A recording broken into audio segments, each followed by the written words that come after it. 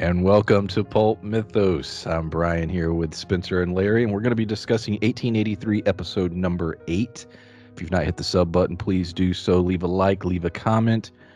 And I don't have a lot to say about this episode. We were talking before I pushed record, and there's two major plot lines that sort of happen in this episode. But it was a lengthy episode. It was a full 50 plus minute episode, and to me it had almost a filler vibe to it. There's only two left. We're getting to a point now where I'm starting to get a little concerned, or at least I haven't heard that there's a season 2 greenlit, because I'm like, I don't know how you wrap this up in 2 episodes. But basically, yeah, just your general thoughts on that, and then we'll dive into those two major sort of story points. Wow, only two left, huh? I thought Winter would be a bigger part of this show. Yeah, exactly.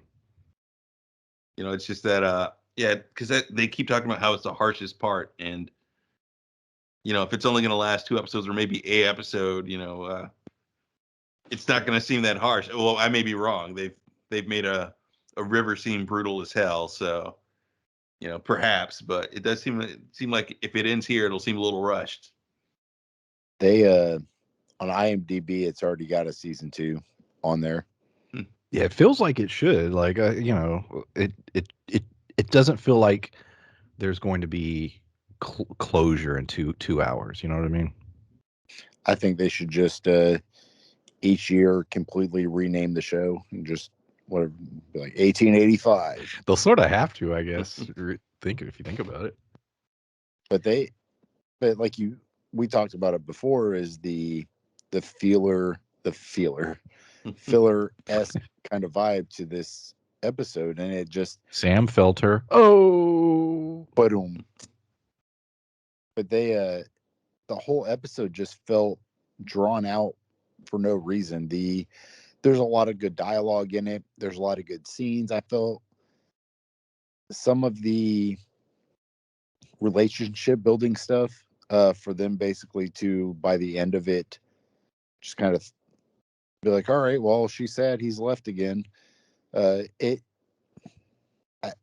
just don't know how to feel about it, because it was 2 episodes. They didn't really build the relationship well enough to try and, because it felt forced almost. Like this episode, it felt like they wanted to focus on those two's relationship so bad, so that way when it ended, you actually had an emotion attached to it, and I didn't really have one. Even with the dialogue was great, the acting was good, but by the end of it, I still didn't care. I'm still not over Enos. Maybe that's it. Well, and we talked about it before. The Tim McGraw and Faith Hill, I just can't get past James it. And Margaret. Yeah. Their scene together was great. I really enjoyed that. And that's what I was going to reference was, towards the end, they're talking about how they can't really force her to, do something she doesn't want to do. She's 18, and he's like, I could force her, and they're going back and forth.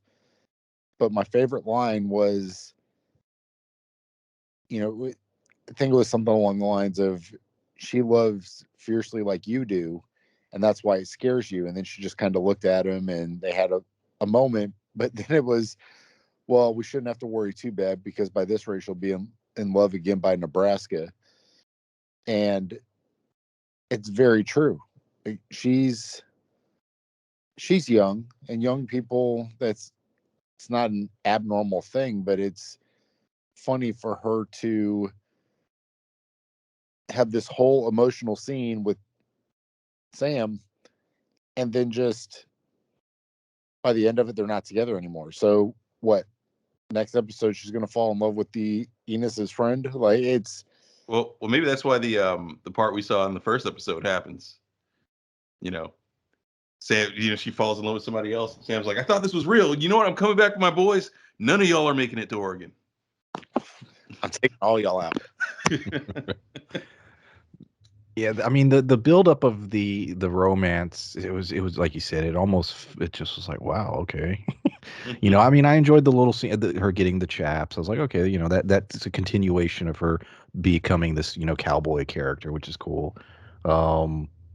the more bonding with Sam. You know, the characters, the two actors, they do well together as far as their chemistry. It was believable enough.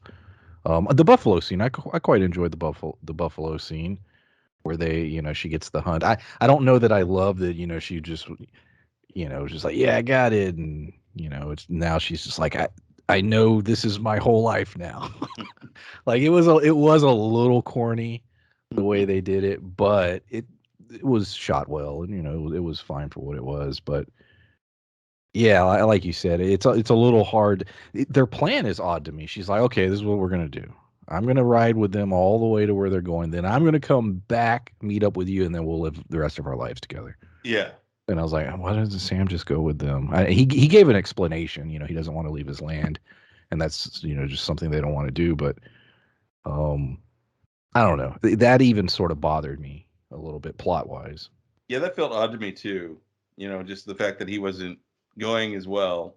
Uh, and like you said, the whole idea of her making the trip back by herself. We see how this trip is killing people left and right. So she's going to go all the way back, I guess, with strangers or by herself, because her family's obviously not coming back with her. So, or maybe she'll get a train back once they get where they're going. I don't know how much.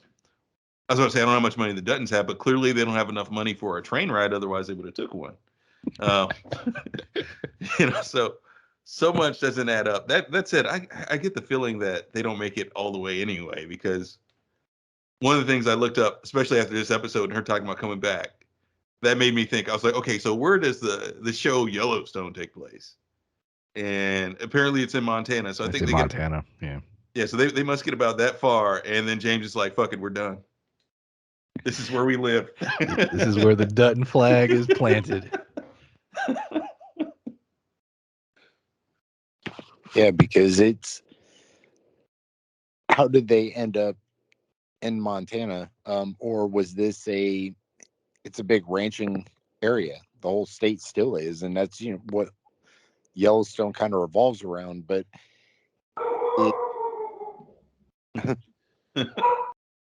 Larry's cheeseburger arrived, I believe. his $19 Wendy's 99-cent menu cheeseburger. It's like the technology is great. It's like, hey, you know, you can just order food from anywhere and they'll deliver it to you, but boy, is there a price attached to it. I've spent an obscene amount of money having food delivered, to the point where it's almost sickening to me. But you're sitting there and you're like, well, I would enjoy a delicious steak dinner here at 10 o'clock at night sitting while playing video games. I'll spend $50. But all right, I'm sorry. Go ahead. But they I don't even remember now. Now I'm thinking about it as a $19 like junior bacon cheeseburger from Wendy's. With French fries. Yep. By the time they get here, they're frozen. So the other major plot point was sort of James Dutton taking over. You know, this has been, you know, there's been a conflict, somewhat of a conflict. I don't know if I'd say it was a full-blown conflict, but, you know, him and Shay have been bumping heads quite a bit because they have a very different opinion on sort of just how things should be run. They're both two guys that they've even hinted at, you know, they have a military past. They fought on opposite sides of the war. Maybe that's a little bit of it as well.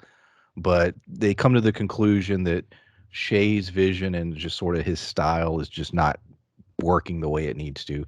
And so they agree peacefully that James is going to take over. And at first Shay's going to leave, but then Thomas basically says, that's stupid.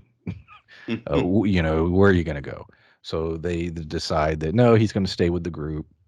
They're just basically, he's still going to do what he's been doing, but James is sort of going to be the one in the leadership role now, calling the shots and somewhat leading, which makes sense. Like I said, knowing that Yellowstone, the Duttons are the big, powerful family that has all this money and land and everything. So the fact that clearly this family is going to become important within this storyline. So it makes sense that James is the one stepping up at this point. But how did you guys think that storyline played out? Somewhat the resolution, I think, at least at this point, of the Shay James conflict.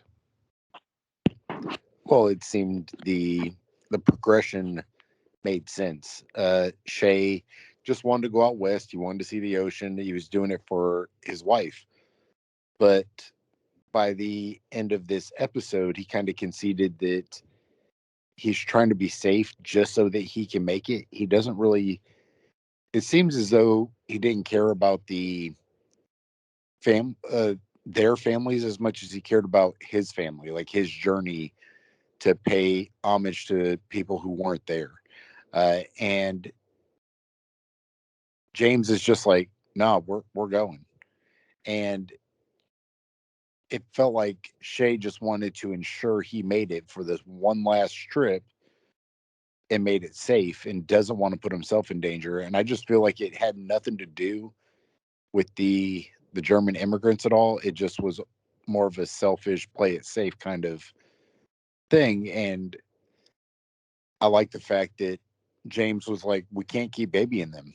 We just have to go. If they're going to make it, they're going to make it. If not, oh, they're going to die anyway. So let's just go. Yeah, like you said, it was a progression that I think many of us, well, just about everybody thought was going to happen. It did seem kind of sudden, but I guess at that point, Shay definitely realized that, hey, he wants this more than I do, which is why he's more likely to actually make it. Like you said, Shay's trying to play it safe. Shay's trying to do what works for him. James is pretty single-minded that he's going to get there no matter what, and that seems to be what their group wants. So it was definitely the right thing to do. And we even have a scene that sort of backs all that up, what you just said, Spencer, about when he was talking with Charlie. Shay basically was saying, he's like, I'll see you on the trail again. And he's like, I won't. You won't. This is it for me. Like, Shay is winding down. He knows it. He doesn't intend to be back on this trail again. And so, yeah, he's sort of going to find his place to die. Essentially, that's what it feels like to me. And my boy Charlie, had to give his goodbye. I love how they just we joked about it last week, me and Larry. It's like Charlie, like, who the hell is Charlie? Like, they're acting like he's always been there and he's like part of this crew. Someone left a comment that I guess the character, or maybe it was a real person in history, that was important, or maybe I read the comment and I apologize. I didn't understand if it was saying that it was a real person in history or a real person in the Yellowstone timeline. But I was like, okay, cool. I mean, because he felt like it's one of those moments in where it just feels like he's always been there, but he wasn't. They treat it that way. And I was like, am I crazy? But it's like, all right, cool. My favorite was his big beard. Dude. And he's got like a little accent, but I can't quite put my finger on what it is. It's Montana accent. It's the accent that Tom Hardy does every time he's trying to do an American accent of some kind. Speaking of, man, I can't wait for Peaky Blinders. Final season, right? Yes. So yeah, let me see here. Yeah, that is literally my notes. Oh, okay, one last thing. I got this. I did want to talk about this. I talked about in the first several episodes how they took the time to have James like show his son John how to hunt and the respect you pay to the animal whose life you take and all that whole process, showing us how you pull in cattle and at nighttime, how do I see? Oh, you look at the sparks on their, on the rocks. All those little things. I liked how Sam showed him how to break a horse in water. I thought that was a cool little sequence where he's just like, how can you break the horse in a quick amount of time? And he showed him by putting it in the water, you restrict its movement, therefore you have a little more control. I just thought it was a cool, neat little thing. I like how the show shows you little things about just dealing with cattle and horses and, stuff like that. Well, and they even mentioned the barbed wire. Like, have you ever heard of barbed wire? Yeah, that's a great, good point. Yeah. Cows will not touch it. So it was, just kind of to me, it's still happening today where jobs and things shift. It's not always that computers take over or machines take over, jobs just shift from one field to another. So even him talking about the barbed wire fence is going to take cowboys' jobs because that was their job to kind of wrangle in the cattle and that kind of stuff. But their jobs would just shift either into managing the ranches themselves or, doing work around the ranch. And there's so many other things that come from these out of work cowboys. And, they touched on Tombstone and everything else. You have all these people finding these places that they ended up staying in because there wasn't those jobs anymore. So to me, this is just kind of showing that progression. And I am curious to see if he shows back up and if he plays an important role going forward, or if it was just kind of a nod to a character that we personally don't know because none of us have really watched Yellowstone. Yeah. You imagine the oldest member of the family on the main show on Yellowstone, just kind of like, yeah, our family never would have made it here if it weren't for Sam. Maybe that's where the audience knows him or something. Because because Yellowstone is modern, but they are definitely treating Sam that way. Like, we should know who this person is. But as far as, like you said, the Charlie. actual, was I saying Sam? Yeah. I was saying Sam. Charlie, my bad. They're definitely treating Charlie that way. Charlie. And it definitely feels like he came out of nowhere. Unless I kept thinking back, like, okay, was it like before they left town in episode 1, or when do we see this guy? But because when he shows up, they're just like, "How the hell are you?" And they're like, "Yeah, my boy." And because we talked about it a bunch last week, and I was like, "What?" And I'm sitting there like, I know I don't remember this guy. And Sam gives him that little smile, like, "Man, we've been through some shit."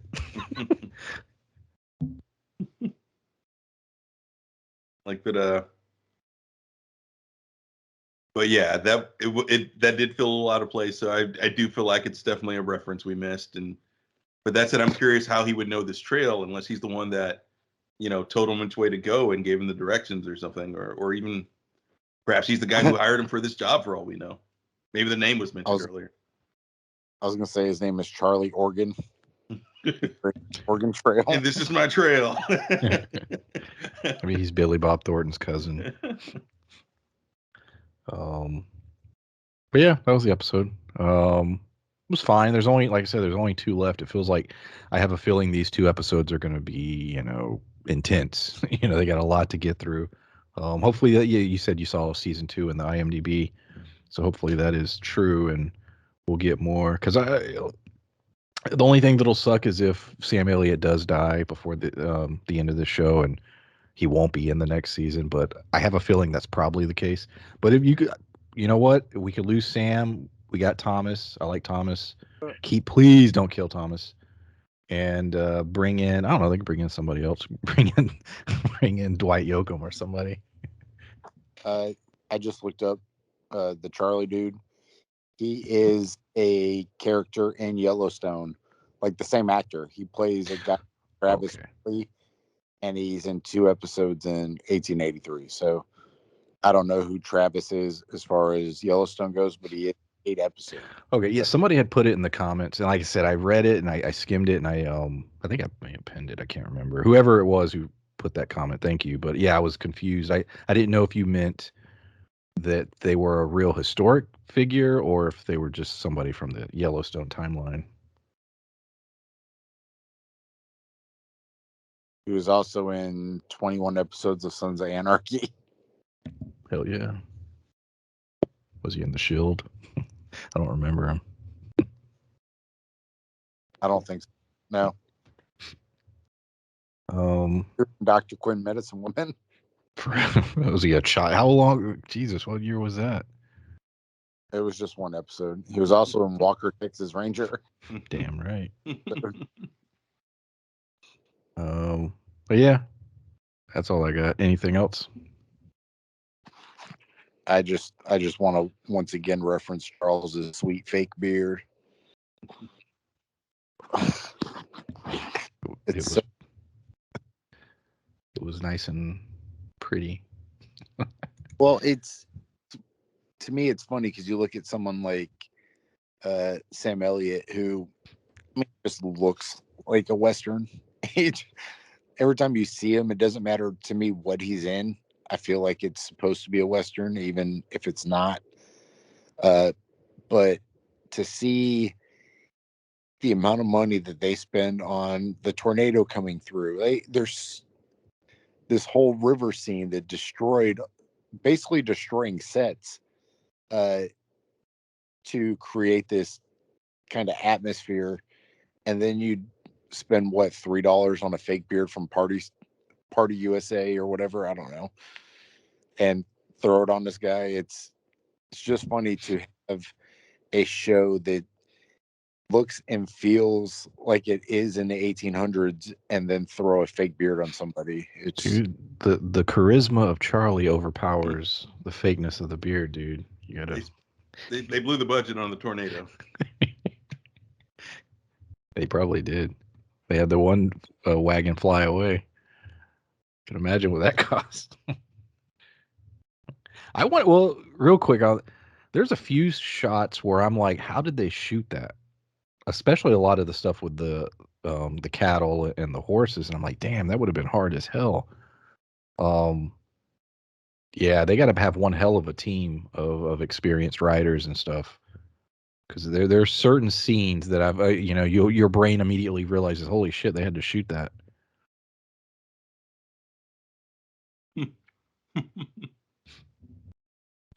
Yeah, it's one of those things where, the writers wrote it and they were probably like, how the hell are we supposed to make this happen? Like, I don't know. I'm not changing the script. It's in there. Well, you said you wanted them to be challenged by nature. That's what we got. Even Sam taking the horse in the pond or whatever, the little water. Mm-hmm. Like, even a shot like that, like, okay, he would have to know what the hell he's doing, to shoot that. Yeah. Yeah, they would have had to train them to ride horses. Or when Sam Elliott got his horse to lay down when the tornado was coming. And, just little simple scenes like that. But you got to think, okay, well, they had to set that scene up and, the animal has to cooperate. But yeah. That's it. Yeah, I don't. On it some more. I didn't have a lot to say about this episode. Just well acted, but almost felt unnecessary. But she got cool chaps now. Yeah, that was my other thing. Now that you mention it, every other Native American in this still was wearing normal, kind of muted colors. Yet they put her in. We talk about Party Supply. You have a fake beard, and then it looked like a Halloween costume. My guess, because my guess is because she was blonde, and that's why those colors were chosen. But yeah, you would almost think. I mean, that's a good point. It's like, okay, how many gun battles have they all been in? I don't think you would want to wear those colors. Like, she's wearing these bright yellow, like, colors. Like, I don't know if that's a good idea. It just makes it. But all right, we will appreciate everyone listening. Like I said, we will cover the last 2 episodes. Look out for other reviews of shows like Snowfall, Raised by Wolves, Righteous Gemstones, Big Sky. Check out those videos. Give them a like. That always helps the channel. And we'll see y'all next time. Bye. Bye.